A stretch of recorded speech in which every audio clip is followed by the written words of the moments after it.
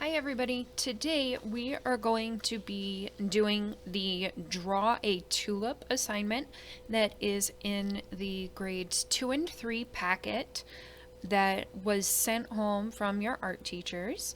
If you don't have this assignment in your packet and you want to follow along, absolutely please do. Extra art never hurts. If you are not a student at my school, that is absolutely fine. We share the joy of art making. So the first thing that I'm doing is I'm taking my paper and I am going to fold it into quarters. So I have folded it in half, almost like I would be making a card. Then what I'm going to do, and I do find it easier to open it back up, is I am going to fold it in half so that I end up with a skinny rectangle. And I hold it to the table and press out to the side, out to the side. Then when I open it back up, I should have 4 quadrants. I know it's a little bit challenging to see on mine, so I am going to trace over mine with a crayon because it's going to make it easier for you to see where I am drawing the different parts to our tulip picture today. You do not have to trace your folds because you will be able to see them a lot better. It doesn't always translate well through my camera and uploading it. So I am going to be using a Sharpie to do my drawing. I would highly encourage you to do pencil first, and because that way if you make a mistake, you can always erase it. And we will be talking more about different options on how we can add color to this as we work through this lesson. So, towards the top, in the very first rectangle of my paper, I am going to make what almost looks like a teardrop coming down into my paper. I'm not quite touching the top of my paper. And I'm going to come up and then make a curve at the top, not a point. Okay, then what I'm going to do is I'm going to make another rounded shape, and again, not a point, it's kind of like a tight curve, and I'm going to come down and connect it right to the bottom of that first teardrop. And if yours is a little bit off, that's okay. If you need to adjust your line, you can pause the video, erase what you need to, and fix it. I add another one in the middle, and then 2 small ones behind so that it's like we're looking past the front of the flower and we're seeing the petals that are behind it. Next, what I'm going to do is I'm going to add another tulip in this section, and this one's going to be drawn a little bit differently. We're going to start it almost like a U shape that's at an angle. So if you look at that, it looks like there's a U crooked on our paper.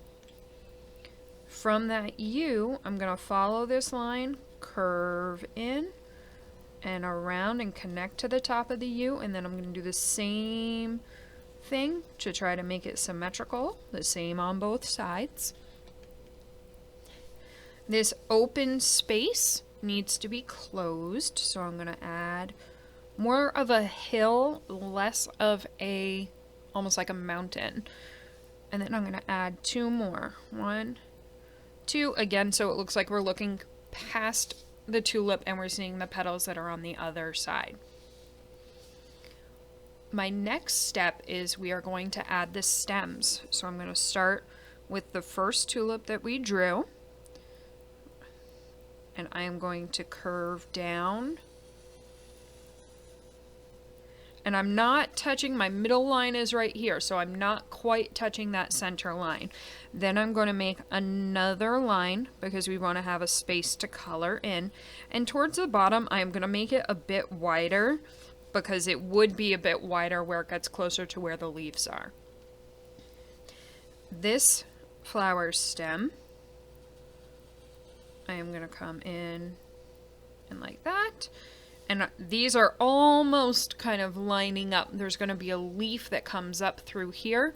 So that will block where those stems are connecting. And again, I'm going to make it a little bit wider at the bottom. That leaf that I just talked about, I'm going to start it down here, so close to the bottom of my paper but not touching, and I am going to curve up, and then I'm going to turn and curve back down. And I made mine a little too tight. That's okay if it's not perfect. It doesn't need to be. What we are really looking for is, can you follow most of these directions? And then I kind of, line is a bit straighter, and then it curves, so it almost looks like the leaf is bent over a bit. We are going to add another leaf, so we're going to start at the bottom of the leaf that we just drew. And we are going to come out, curve up, and then curve out. So this does go above, so my fold line is right here. And this does cut into above where that fold line is, so it's in the same quarter of the paper that our first flower was. Then we're going to make this leaf look like it tucks behind the stem, so I lift up my pencil or marker, and I'm just going to curve it down and connect behind there. Okay. Now, I know this is not on the paper directions, but what I might do is add a little bit to this leaf, and that's fine. If I want to make it a little bit more round, that's absolutely fine. On the worksheet that you have, and if you don't, that's okay, you're still just going to follow these directions. It does say to add some petals that have fallen on the ground. And so I'm going to add a few, not too many, couple different sizes. Maybe some are farther away, maybe some fell off because it was a windy day.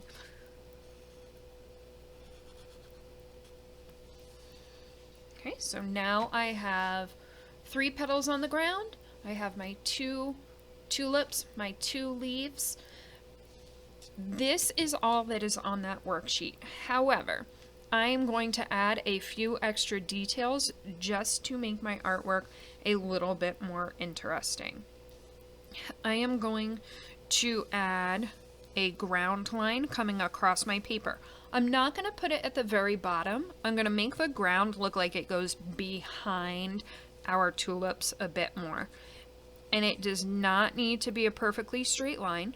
And I'm kind of going behind where those leaves and stems are. So now I have a ground line farther in the distance. I might add a little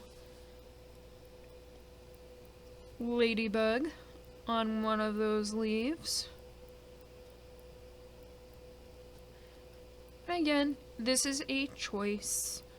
It's up to you as to what you'd like to add if you want to add any details, but I think that it does make it a bit more interesting to look at if you add some details of your own.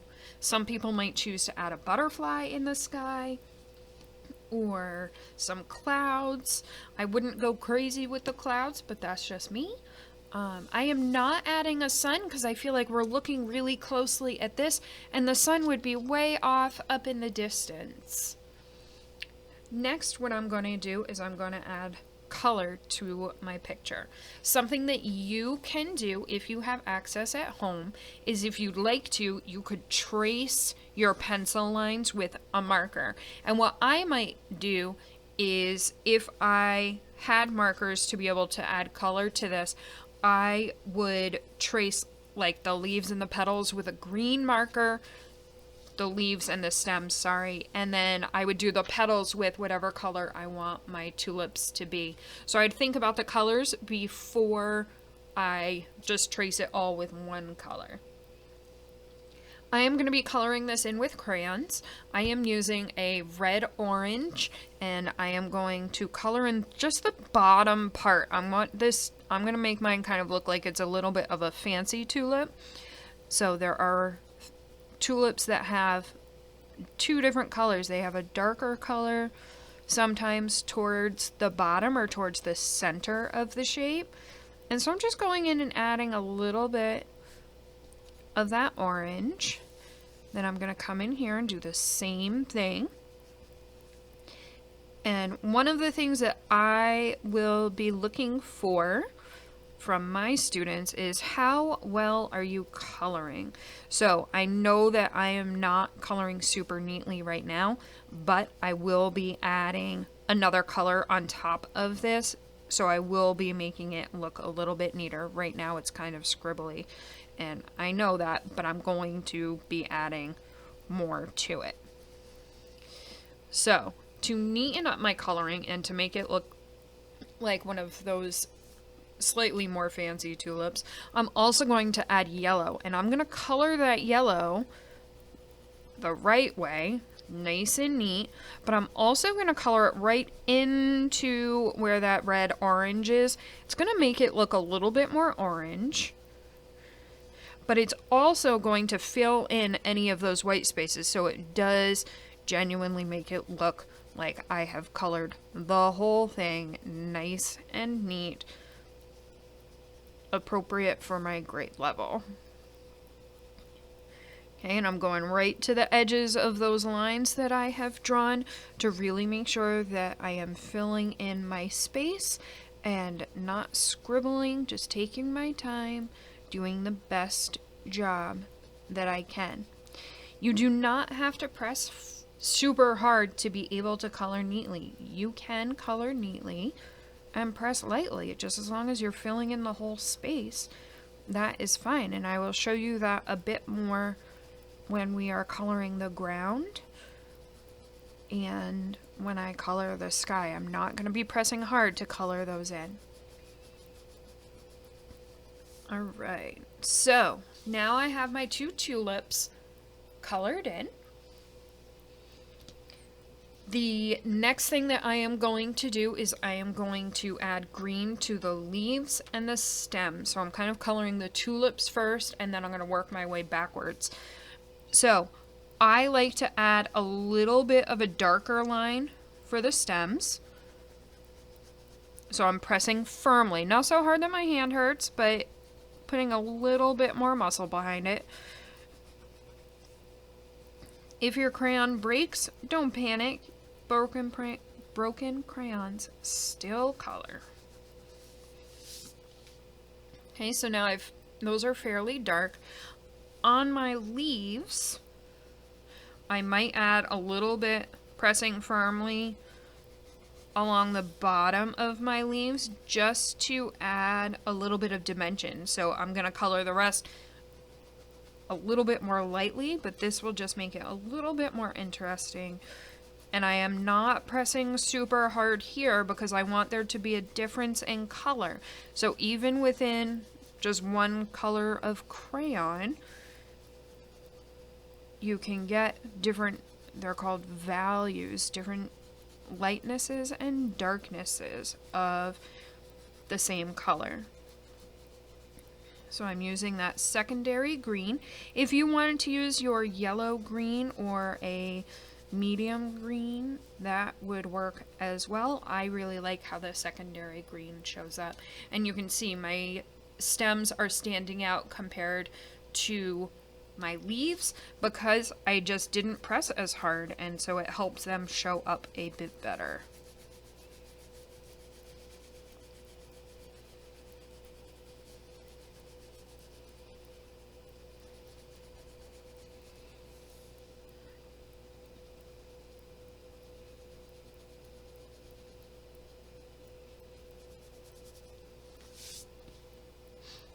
And I almost forgot to color my leaves that are on the ground.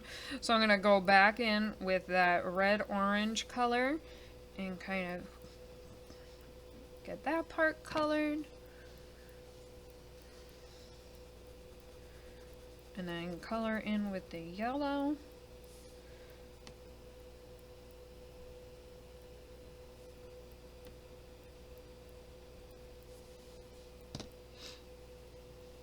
Next, I'm going to add some red onto that ladybug that I drew. and color in that little head. Next, I'm going to color in the ground and the sky. I'm not going to press super hard because my hand will hurt if I color pressing firmly for a long time. So I'm just going to color it in neatly and fill in as much as I can, and you will see what it looks like all finished in a minute.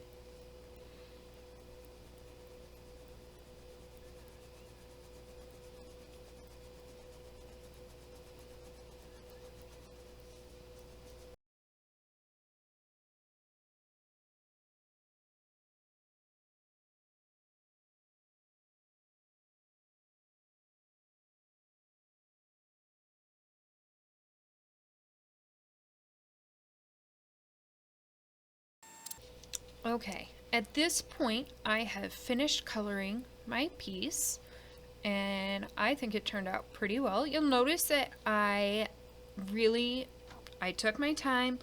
I colored in all of the white spaces. There's not a lot of space where you can really see the different lines of where I'm coloring. I did not press super firmly. If I had pressed really hard, it would have taken me longer. I would have used up more of my crayon, and it would have hurt my hands a lot more. If you are doing this at home and you do not have crayons or markers, something that you could do is if you have a pencil or a pen or a sharpie, whatever is handy and that you have access to, what you could do is add different patterns or designs inside your petals, or a different pattern in this leaf, fill it with like stripes or zigzags or something. So you could add more interesting details in a different way, even though if you only have a pencil it would just be black and white, but you can still make it interesting in that way as well. So if you are one of my students, I would love to receive a picture of your work.